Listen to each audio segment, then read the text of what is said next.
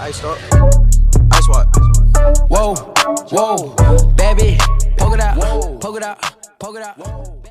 In order to make sure that this video is not 35 minutes long, I'm going to be trying to cut this up a bit. We're doing undrafted free agents today, and I'm pretty sure you guys all know how undrafted free agents work. After the draft, the players that had potential to be on a team but didn't get selected, every NFL team runs at them like a pack of wolves. So we have about 17 undrafted free agent players that we've picked up. It's fine. Undrafted free agent players that we've picked up. So there's a lot to cover. I think I'm going to be splitting it up by fives. We're going to do this video 5, and the next video 5, and the next video 5. Well, the last one will be 7 because there's 17 players. So you'll see. We're going to do the first 5 today, and then we're going to keep going and going and going. I think there's going to be a couple of players that I might make single-handed videos on, like Lil Jordan Humphrey. You guys have been wanting me to make a solo video for Lil Jordan Humphrey for so long. So I might be doing that. We'll see. Maybe 2 players out of the 15 will get their own, or the 17 will get their own videos, so we can split it up by 5s evenly. I don't know. So to start this video, what I'm going to do is, first of all, it's going to be an undrafted free agent tracker. So any additions or any subtractions we make from our undrafted free agent players will be announced in the latest video I make of these. I'm going to be doing one of these every week until training camp, minicamp, all that crap starts. So our list of 17 undrafted free agents are 1. Wide receiver Emmanuel Butler from Northern Arizona. 2. Defensive end Porter Gustin from USC. 3. Right guard Mike Herndon from Pittsburgh. 4. Offensive line Derek Kelly from Florida State. 5. Tight end Jake Powell from Monmouth. 6. Defensive end Corbin Kupp from BYU. 7. Nose tackle Kenny Bigelow from West Virginia. 8. Defensive tackle Shy Tuttle from Tennessee. 9. Wide receiver Lil Jordan Humphrey from Texas. 10. Running back Darnell Holland, Kennesaw State. Number 11. Defensive end Carl Granderson, Wyoming. Number 12. RB Divine Ozigbo, Nebraska. 13. Cornerback Jordan Wyatt from SMU. 14. Wide receiver Deontay Harris, Assumption College. 15. Offensive line Ethan Greenridge from Villanova. 16. Linebacker Chase Hansen from Utah. 17. Long snapper Nick Moore from Georgia. So, with all of those players right off, that's the state of our undrafted free agent list. If you guys know anything about how undrafted free agents work, before training camp, your roster is supposed to be 90 players, and you're supposed to cut it down to a final 53-man roster before the season starts. So, odds are 99% of these players won't even sniff the National Football League, but there are obviously going to be a couple exceptions, like the Willie Sneads and the whoever's, that actually come out and play in the NFL. So, without further ado, let's name 5 players and give a brief analysis on them for our undrafted free agents. The first player I'm going to go over is wide receiver Emmanuel Butler from Northern Arizona. This guy is extremely impressive. He's a very, very, very, very small school prospect, but he's 6'4", 220 pounds. He's the school's record holder in touchdown catches, which is 33, and receiving yards, which is 3,217. One of the issues with why he didn't get drafted is because for whatever reason he did not run the 40-yard dash at the combine. So he's graded a 4.95 prospect grade, which means that he should be on an NFL training camp. So, I mean, we picked him up, so let's just see how that works out. Number 2, we have defensive end Porter Gustin from USC. Gustin was very, very, very productive when he was on the field, recording 33 tackles for loss and 21.5 sacks in 34 career games for the Trojans. But the problem with Porter Gustin is that he has had a looming and repeating toe and ankle injuries that he has yet to overcome, I can say. If he wants to be a starter, not even a starter, if he wants to make it into the NFL, he's going to have to figure out how to not get hurt with his toe and ankle every 5 seconds. He has a lot of potential. He's a big guy. Porter Gustin is an edge rusher who stands at 6'4", 255 pounds, and ran a 4.69 40-yard dash. For an edge rusher, that's actually pretty good. He would be an amazing for depth. This is one of the players I see maybe moving on and stealing a depth spot on our roster. But like I said, there's a final 53-man roster. There's a 90-man roster we have right now. So we're gonna see a lot of players come and go.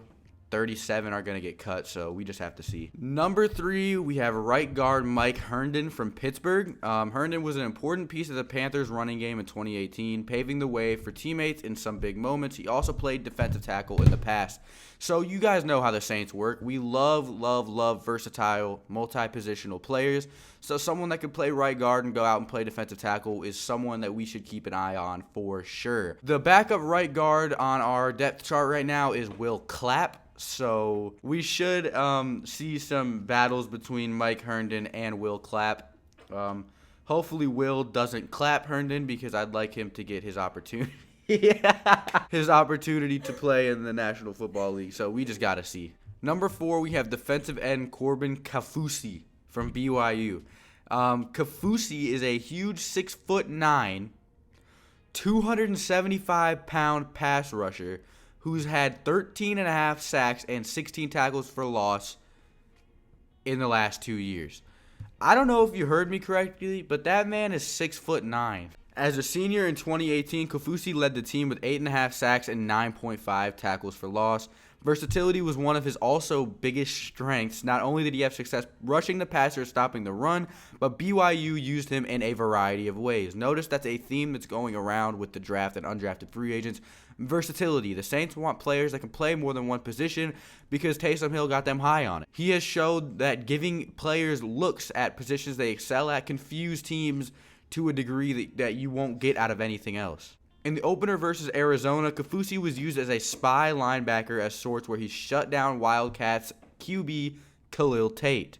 Kaufusi was viewed as a surefire draft pick as the season went along, but late season injury and the off-season surgeries affected his draft stock. So Corbin Kaufusi, who is a 6'9", I repeat, 6'9", 275 defensive end, should put up a huge, literally, fight to making the team. If it wasn't for those injuries and some surgeries that were going on during the offseason, he would have gotten drafted. So all we got to do is see if he still has it. He's 6'9" as an edge rusher. Crazy. That's tall. And the last, number 5 we have is Jake Powell from Monmouth. Powell is a 6'6", 230-pound tight end who was not often deployed as a receiver. So with Powell, what you will be getting is more of a blocking tight end, which is something we lack. I talked about this before. Jared Cook is not a blocking tight end, and neither is the tight end we drafted. They're both receiving threats. So to move out in more 2 tight end sets, to get things going a little bit more, to have more versatility on the offense, to have more help with the run game, adding Powell to the team would be extremely significant for just that reason. But when he did catch the ball, which was only 54 times in 3 years, Powell ended up turning some of those catches into touchdowns.